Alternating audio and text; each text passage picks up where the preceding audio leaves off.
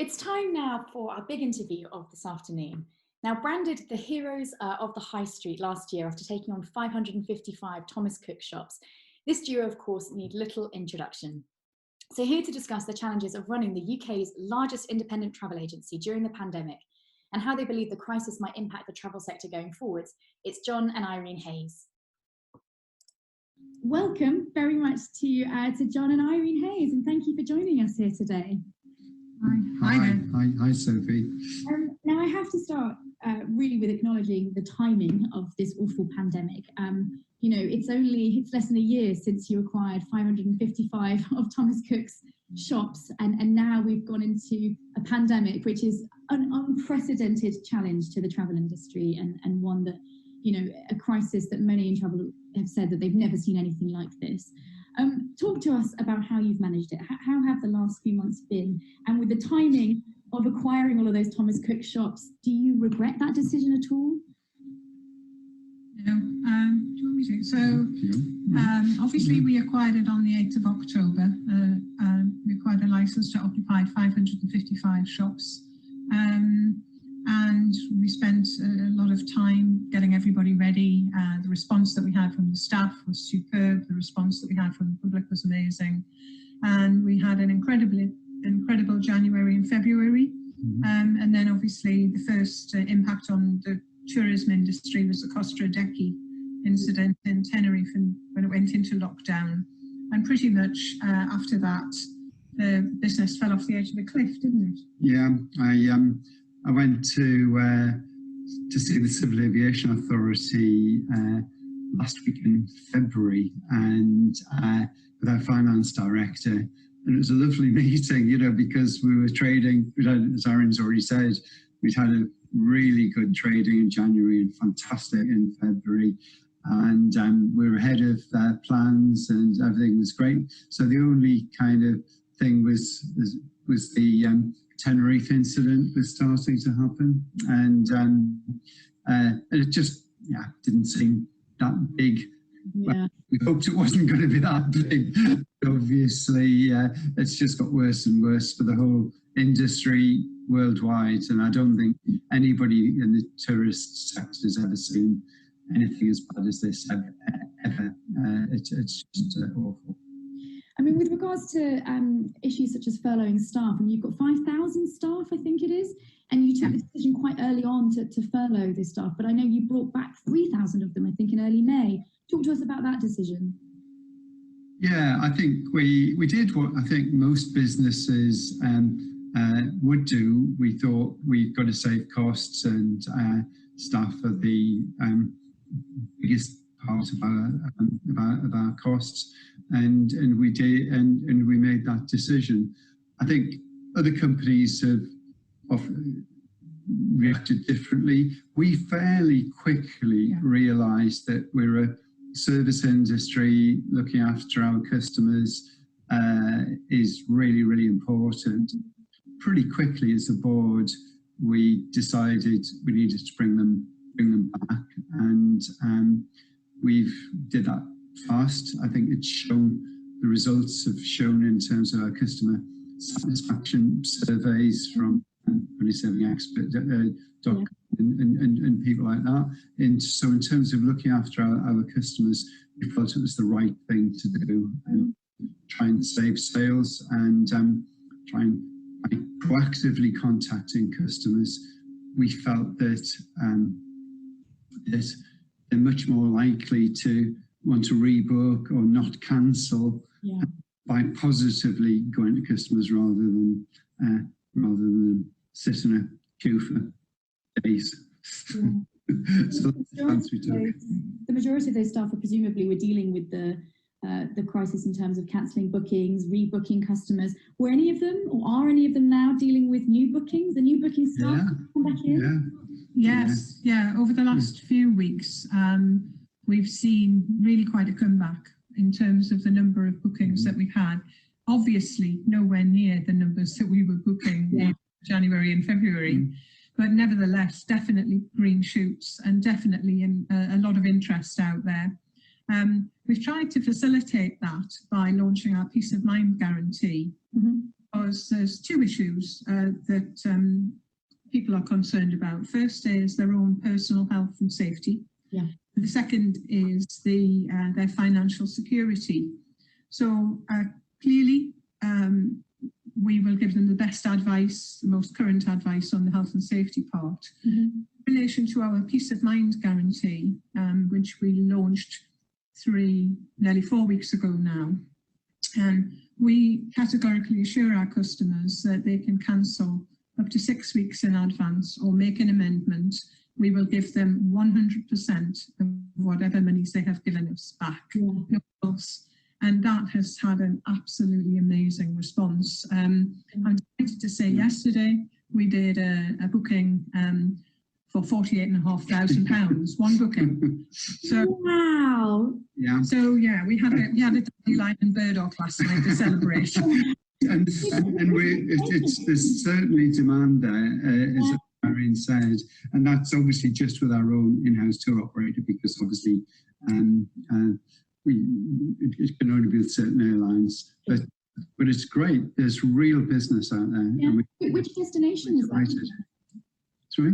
Which destination was that? 48,000. It was around the world. It was around the world cruise. It was around the world cruise. Yeah, and fantastic. And but we're trading strongly. Obviously, like we would normally do. This demand. I mean, on that, in terms of where the bookings are then, so cruise has obviously been hit extraordinarily hard, as has all the travel sector, but within travel, cruise particularly, fantastic to see that there is still appetite. Are you seeing, other interest in cruise as well, or was this a kind of one-off? Or no, cruise is strong because the cruise lines generally have behaved well, done well, because offering 125% of clients' next cruises. A lot of clients have booked for 2021 and using the 125% refund credit note. So generally speaking, people with cruise are generally happy. Good. I mean, I want to just stick with this new bookings because it's fantastic to hear some optimism and some positivity. And I think everyone listening to today's seminar will feel thank goodness that there are these green speeds. Are you seeing any other trends? Are there certain destinations that are performing better than others? And is it related to those destinations that perhaps suffered less with the coronavirus crisis than others? Yeah, it's early days to really say there's real trends. Yeah. We're feeling that, and people are going maybe for smaller resorts where they can socially distance. There's indications of that, but it's really quite early. Europe-based or further afield at all? Oh no further afield as well. Our second bestseller for April was Bali. Wow. So we did incredibly good well. Offers, but yeah, it's great. It was a fantastic offer, and again, it was peace of mind guarantee. So a mixture. Sophie, lots of canaries for the back end of the year. Obviously, sunshine. People think they'll be ready for that. But as John said, lesser known resorts. So in Portugal, they'll be going to say Carvalheiro instead of going to the more popular, busier resorts. But the number one seller for April was New York. Again, that was because it was a fantastic. It's the COVID capital of the world at the minute. Exactly. People aren't being put off, are they? But it's been lots. It was for Christmas shopping and stuff in December and stuff. So I think people want something to look forward to, Sophie. Yeah. So I think. That's what I was going to ask in terms of timing. So are we seeing these bookings, are they predominantly for 2021 or more towards the back end of this year? Or are we seeing any for the months to come, for July, August? It's mainly winter in 2021, Sophie. Okay. I mean, this seminar, the title of this seminar is Can Summer Be Saved? And obviously there are debates going on as we speak on Wednesday with regards to the quarantine rules in government, which of course will dictate really whether summer can be saved. What are your thoughts, on the quarantine, but also even if these quarantine rules are relaxed or we're allowed these air bridges with certain destinations, is there the intent for people to travel this summer, or do we think travel funds like yourselves and others should be thinking, do you know what, this summer's a write-off, let's instead focus on October half term going forwards? Definitely people are not thinking it's a write-off. Definitely we still have people asking the question. But as I said earlier, the two concerns are there to make sure that it's safe for them to travel. And secondly, that, you know, that if they do book, that they're them to have some financial security around that. Yeah. There is definitely latent demand, and there is a sense amongst our people that once it's safe for them to do so, the floodgates will open. Yeah, fantastic. Tired of being at home, they're tired of being in lockdown, and they're ready for a change of scenery. Mm. Yeah. No, they certainly are. I think there's a lot of demand out there, and they will go this summer. Yeah, but we'll have to wait and see. And what are your thoughts on these quarantine rules? Because obviously it has to be health and safety first, but is this just a bit of a desperate plea from a government that's done too little, too late?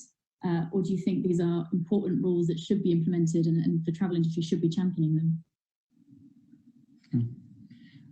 We have always said, you know, it's very difficult to challenge a statement which has already been made. All we can do is work with whatever regulations we're given. Mm-hmm. I think it's best left there, really, that there is no point in challenging or arguing against that in a short space of time. If it was the likelihood that it would be going on for a very long time, the position might be different. Mm-hmm. Always take such announcements and have a look at them on the relative merits and the likely damage in the longer term to the business. Yeah, and I think some people, if they're socially distancing anyway, then maybe they'll say, okay, let's go. We'll come back and have another fortnight in the house. It's not going to make any odds. Work from home again, yeah. Yeah, just come back home. Did you speak with government at all? I don't know if you have any relationships with any ministers or local MPs that perhaps you have dialogue with, or do you prefer to leave that to ABTA instead? Yeah, we just get on and run our business as best we can. Yeah, okay, that's fair enough. I mean, the point you raised about winning consumer trust back is particularly prevalent right now, and obviously there's been a lot of discussion and debate about the refunds issue. I just wondered what your thoughts were on that, really. I mean, do you understand the consumer frustration that's out there, or do you feel particularly passionate about wishing the message had gotten across to consumers that travel businesses need time? I think really we can see both sides of the argument. Obviously, we're in the industry, and being on the inside of the industry, we can all see the problems and the frustrations. Getting money out of airlines is very, very, very difficult. And as an agent, it's getting money out of, unfortunately, out of some tour operators isn't easy. At the same time, you can really see it from the customer's point of view. It's a often big sums of money that they might have saved up for a long period of time, and for them to be denied getting it, you can totally understand the customer frustration. On a separate point, though, I mean, it's our people who have to deal with being sandwiched between suppliers not refunding and to force the credit note situation, and then the customer who is understandably angry and is not really interested in why it's taking 6 weeks for the refund. And we have a duty of care to our people in those circumstances, and our people have had some very angry customers where they can do very little to help them. We have, in many cases, in relation to customers, refunded out of our own pockets. We've actually done that. Wow. But we could not do that for the whole of the scale of our operation.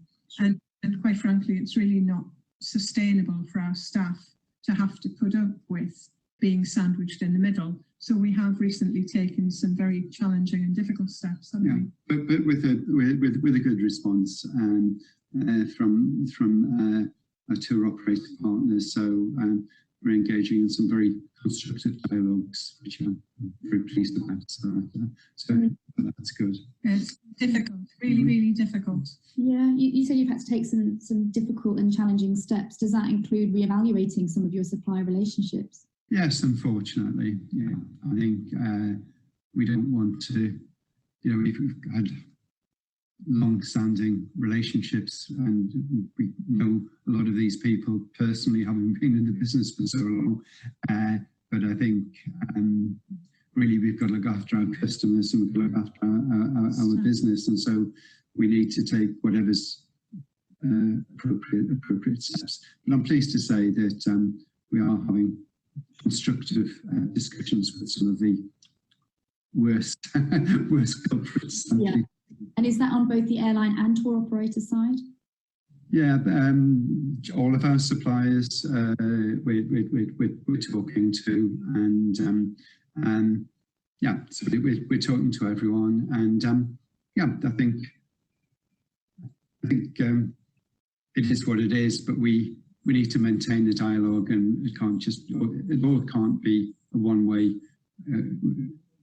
process. So agents on their own can't carry all of the burden, and we need to work together as an industry and communicate with each other. Yeah, I mean, you talked about the ways that you've supported staff. Of course, you have your many IG members as well. Talk to us a little bit about how you've been supporting them over the last few months. Yeah, I think when we brought our staff back, we realised the key was saving the sale, and we went on a campaign to actually get as few of our customers to cancel as we possibly could and get a refund as we possibly could. And so our IT team have just done a brilliant job. We haven't furloughed a single one of our IT team. I'm really, really proud of what they've done, our developers.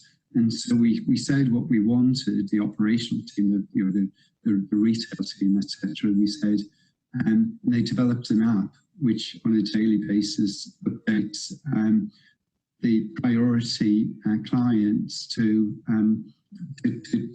contact, and that's gone brilliantly with our independence group members and all of our customer facing teams, because we don't just do it in date order.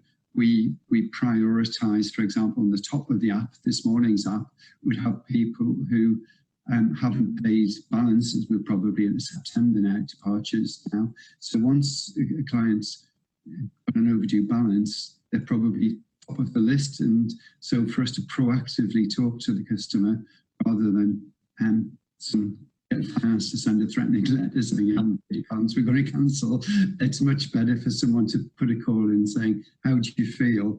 And then we can engage with the customer, and hopefully they won't cancel, and they might rebook for later in the year or next year, and we can save the sale that year.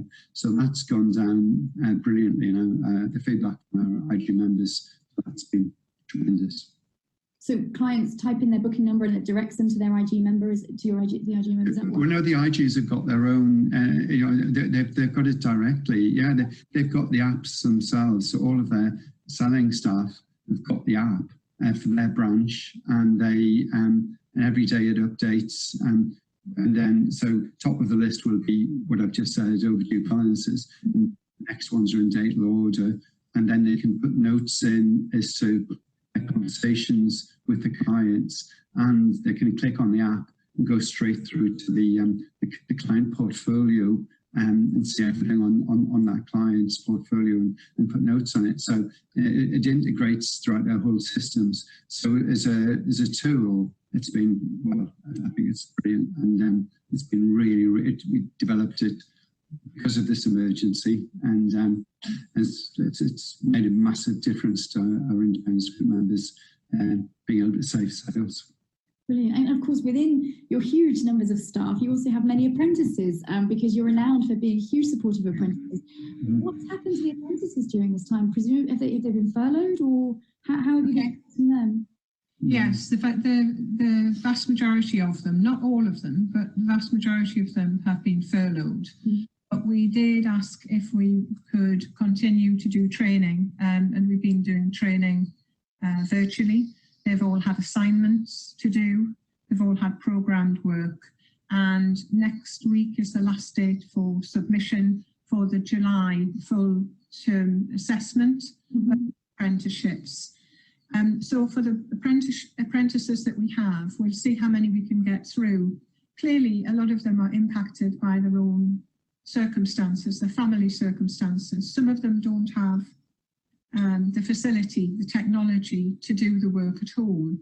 And it might well be that we have to freeze their learning, and we'll have to defer their endpoint assessment. We have to do that because we have to satisfy the government that we've done it properly. But we will take a significant number, probably 80, through if they've completed their assignments online, and take them through to endpoint assessment. And at the moment, it's our intention not only to keep those apprentices when we come back, but we had in train a whole process to recruit about 700 new apprentices. And obviously that's stalled. And it is our mission to revisit that once we are absolutely clear about what the processes are around that in terms of the workload. It's very difficult to do it remotely, but our training team and our apprentices have been fantastic. So still as committed as ever to the apprentices, and it was one of the first things we did when we went into lockdown. So we've got a little group for the apprentice as well, a big group, and we try and keep in touch and keep them going with messages and so on and so forth. Fantastic. Looking ahead, specifically towards the sort of end of the year, we're likely to see the travel industry landscape change irrevocably as a result of this crisis. And of course, lots of businesses may well close as a result of financial hardship. Would you guys be open to potential further acquisitions down the line? And if so, talk to us a little bit about your thinking with that. Well, it's sad when any business ceases trading. You first of all think about the staff, and you know, for example, recently shearings have ceased trading, and they've got tremendous staff, and we personally know a lot of the, well, certainly the senior management, really, really well.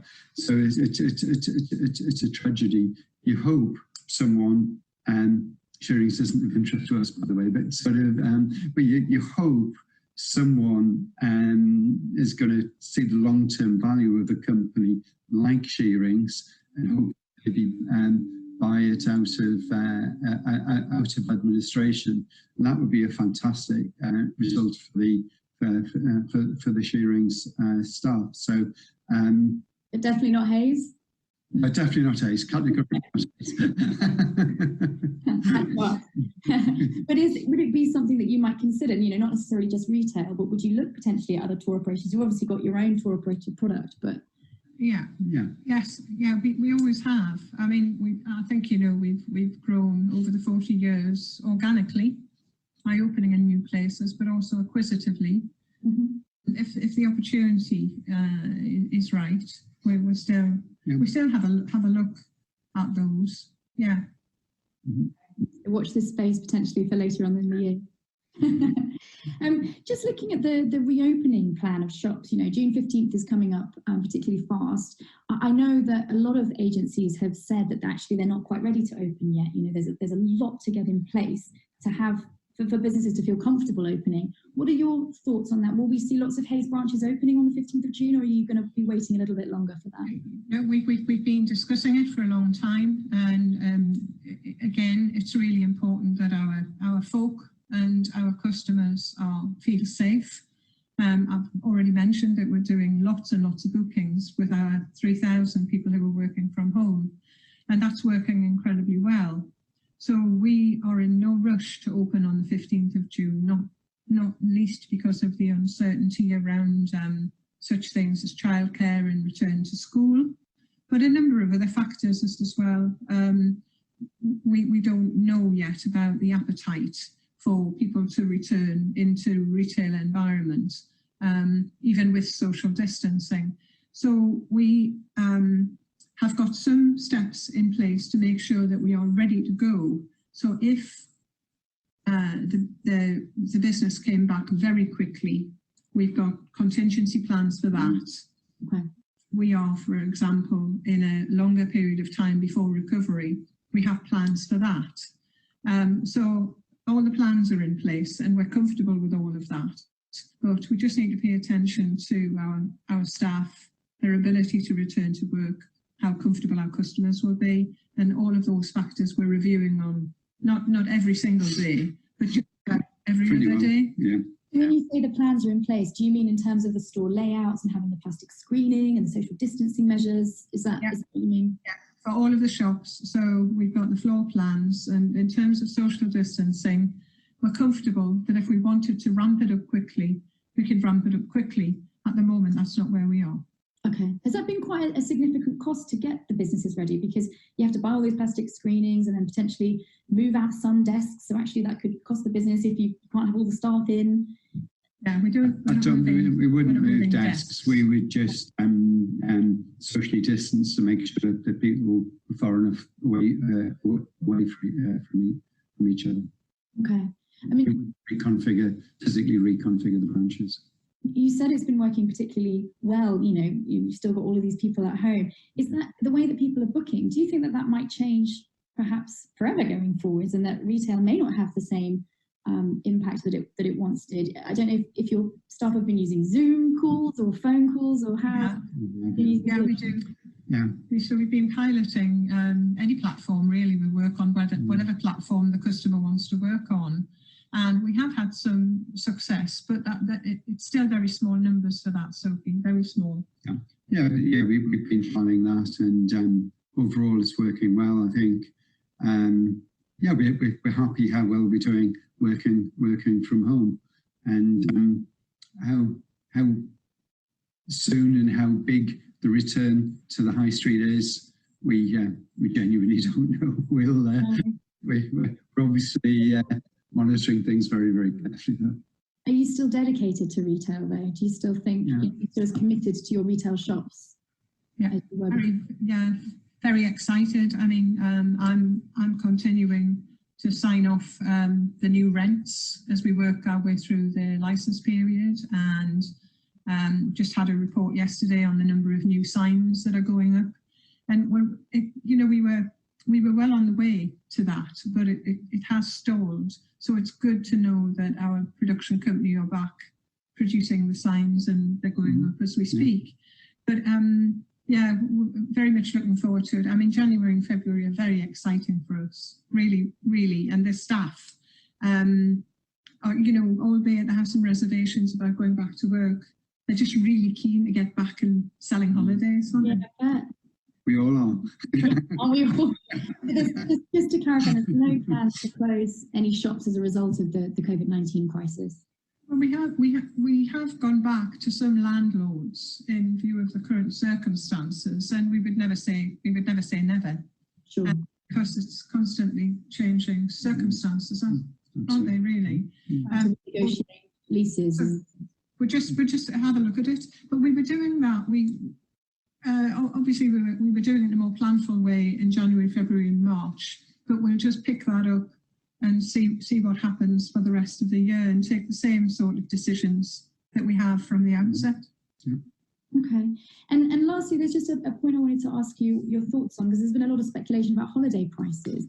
Whether 2021, because not many people might be able to go away this summer, it's all going to be on 2021, but what will that mean for holiday prices? And I just wondered what your thoughts were, and if you're seeing anything already of prices going up. I genuinely don't know. I think at the minute the prices are really good, and that's certainly helping with the brand new sales that we're doing, which we're very, very pleased with. We all understand, we're all in the business, we all understand the laws of supply and demand, and if it all comes back with a big bang, then obviously prices will go up. And so we genuinely don't know. At the minute, prices are good. Yeah, and of course there's a lot of talk about the UK and Ireland this summer, and perhaps all the focus could be on domestic product. Do you have much of a domestic product with Hays' own tour operator, and might you now? Yeah, we don't, but I think, you know, we've looked at some research, and you know, obviously this is unprecedented, but we've looked at data from China, for example. I know it's a very different market to ours, but so I think that there will be increased demand for the UK. And currently, it's a very small part of what we do, but maybe we need to do more. So Hays' own tour operator may well start to include more UK and Ireland. Well, who knows? You heard it here first. This could be on the... No, I didn't commit to anything. Had to ask. Listen, thank you so much for your time. We are now going to move to the live Q&A, but I do really appreciate you joining us here today. So thank you very much to both of you. Thanks, Sophie. Our pleasure. Thanks. Hi everyone, now John is going to be joining us now for the live Q&A. Sadly, I think Irene was already tied up in another meeting, so I don't think she is able to join us, but John will be joining us. Just a reminder to please use the Q&A function for your questions rather than the chat function. We've already had quite a few come through for John, so I'll be putting them to him shortly, but just a reminder to use that Q&A function. I can see John is just popping up on the screen. I think you've been muted, John, so I'm just going to unmute you. Oh, we do have both John and Irene. Oh, fantastic. I wasn't sure you'd be able to join, Irene, so fantastic to have you here as well. So thanks for joining us. We've had some questions come in already. We've got one here from Lorraine Barnes-Burton, who is asking just about the summer season, really. So she says, do you think that with some universities and potentially some schools still not all fully back, even in September, there may be an extension to the traditional family 6-week summer period going beyond September, potentially extending and saving summer 2020? I don't know what your thoughts are on that, but just looking at the market overall. Is about extending the season because some schools might not be back. We genuinely don't know. I think if that happened, that would be great, but we don't have any more knowledge than anyone else. Certainly, if that did happen, that would be good news for the summer season. Possibly less good news potentially for our staff if they need their kids at school. But yeah, I think it would be good. There's talk, isn't there, potentially of another bank holiday being tagged on to October half term to boost tourism. So perhaps that could extend the summer season, as it were. We've got a question here just about, do you think that the way commissions are paid to agents will change? Do you think that perhaps we should be paid after, so agents should be paid after travel to avoid the terrible situation with commissions that's just happened now in this pandemic? I think everything will change because this is unprecedented circumstances. Everything's under pressure, and certain parts of the system have buckled under the strain. So I would imagine when we do come through this, and we will come through it, that everyone will be looking at the whole payment and protection mechanism. So I think the answer is, I don't know for definite, but probably. Okay. There was an interesting point that you both raised earlier on in the conversation about the kind of destinations that people were looking for, and it was those smaller resorts in areas. I know some had potentially suggested that maybe everyone would be sticking to what they know and they might still continue going to their own inclusive, but that's not the trend you're seeing, is it? Can you just elaborate a little bit on more what you think, how you think the holiday experience might change in terms of what people are going for with their booking? Yeah, I think people will watch very carefully, particularly if they're concerned about their health. They'll look very carefully to see what that country's practices are. So, for example, at the minute we know that Spain have invested very heavily in making sure that people wear masks. They've invested heavily in social distancing in restaurants and in cleaning of hotels. And what we're trying to do is keep up to speed on the developments there. So the people who are most concerned about their health, perhaps high-risk groups, will look to places that are paying real attention to that. And we personally think that the hotels, it could actually be a marketing tool of hotels to demonstrate that they're taking this really seriously. But in general, I think I mentioned that we've seen families who were wanting self-catering apartments so they can socially distance and the family can eat at home, and they can practice social distancing in that way. So and then I think generally more spacious places, there doesn't seem to be any appetite for the packed beaches that we used to see in the holiday brochures a few years ago. I think people are interested in lesser known destinations, and then they're more interested in taking the advice of our staff on where they may be. So I think maybe they'll be a bit more adventurous and perhaps further afield. Presumably that was a trend anyway, is it? And do you think that the COVID-19 situation has just exacerbated that? Yeah, I think it's developed that trend. I think the guys who want to not practice social distancing and they're going to go to INAP or whatever they'll still go. But I think that is a trend. Of not going to INAP. We've got a question here from Sarah Greenaway, she's asking, I think, what everybody wants to know: how can we restore confidence in travel with all of this uncertainty around, to encourage people to even book for summer 2021? And we obviously talked earlier this afternoon, is it about face masks being handed out perhaps by travel agents, just to reassure customers that they've got them? Is it about a quality standard mark being implemented by hotels that you can trust the hotel you're going to? What do you think needs to happen to reassure customers and get them booking? I don't think handing out face masks is anything we've got planned to do, but certainly we're talking to hoteliers and suppliers about potentially putting on their websites and on the feeds that feed through to our selling systems, indicating the measures that they're taking to keep our clients safe. We believe that'll be a major thing, and we are actively talking to our suppliers about that, because I think that's what people will want to know.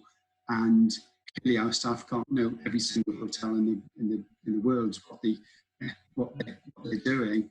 But if we have got that information, I think that's a major role that travel agents can play.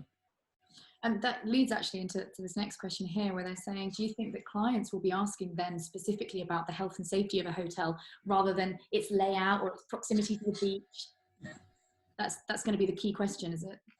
Yes, I know so. So that if people are in a high risk group, they'll want to go to a place that they know is safe, and they will expect a travel agent to be able to give them a view on the steps that we know that either a resort or a particular hotel has taken to make sure that they're either safe or socially distanced, and what the practices are on the beach, for example, in relation to sunbeds, what the practices are around cleaning rooms. So yeah, I think for many people that would be a big issue for them, and we would expect our staff to be able to help folk out with that. Yeah. I mean, just on your staff, I mean, how quickly do you think people are going to be returning to the high street? I know you said it's difficult at the moment for a lot of the staff because they've obviously got children at home, and until the schools open, then that's going to be a difficult point to address. But in terms of consumer confidence, how quickly do you think consumers are going to want to be coming back to the high street? I don't know what customers are saying to you at the moment, if they're quite happy booking from home still. We genuinely don't know. So it's pointless us just be speculating. I think everyone listening to this right now will have as good an idea as we've got how the British public will react to all of this. I think that a lot of people are going to be cautious. So we genuinely don't know. We could try and obviously, when we do open, make the environment as safe as possible for customers to come in. And stuff, but honestly, our staff working from home are doing an absolutely terrific job, and some of the numbers they're coming through with. I was just having a look before we came on the Q&A, at some of the numbers from this morning, looking at yesterday's, and they really are coming back very strongly, and they're doing that from home. So we are, as you can imagine, now starting to promote and market on all of the platforms you would expect us to, and we're seeing a response to that. So we need to be careful about the dates. We need to be sensible about when we're recommending people travel, but ultimately that will be their decision. And I think in relation to the return to the shops, we'll just see how it goes. Yeah, I mean, these bookings coming through even this morning that you said, that's really interesting given the quarantine measures that were confirmed yesterday. So in terms of when people are booking, I know we said during the chat earlier, is it still 2021 that tends to be the favourite, or later on this year, or are you seeing any for this summer? It's not, there isn't a lot for summer, but winter and certainly the end of the summer and winter and into 2021, it's really strong. I think people are fed up being stuck at home. They want something to look forward to. Yeah. In terms of the quarantine as well, I mean, the measures are in place for 21 days. Mm-hmm. So at the moment, now clearly that could be renewed after 21 days if we get a spike in the disease. But that gives government breathing space to put in place reciprocal arrangements with those countries that will be ready and that are comfortable with the arrangements on both sides, the air bridge. And we presume there'll be an awful lot of work going on right now to try and at least provide the evidence as to whether or not that's workable. Mm. Whilst there is quarantine, initially that's for a relatively short space of time to see what can be put in place, and we think that's wise in some respects and challenging for the industry in others. Okay. And just lastly, we've got a question here on cruising. It's actually from Lucia Rowe from Arosa. So no surprise that she's asking specifically about river cruising, but she's saying just in terms of what intent you're seeing from customers. I know it was really interesting. You said I know it was an ocean cruise booking, but you had that big ocean cruise booking, which is fantastic, because cruises obviously suffered as a sector. She's saying that particularly river cruises in Europe, which are getting all the protocols ready to restart within the next 2 weeks, and that Europe will be relatively open starting from the 15th of June. Are you seeing any intent for river cruising, and or certainly for later on in the year, perhaps Christmas markets and things?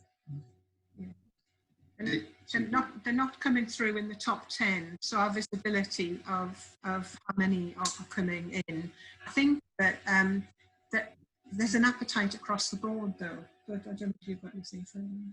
Yeah, but I think if people are satisfied with the health and safety measures, then it will be strong, and it will come back. But if is how safe people feel actually being on board a ship. So I think we've got the river cruising and ocean cruising.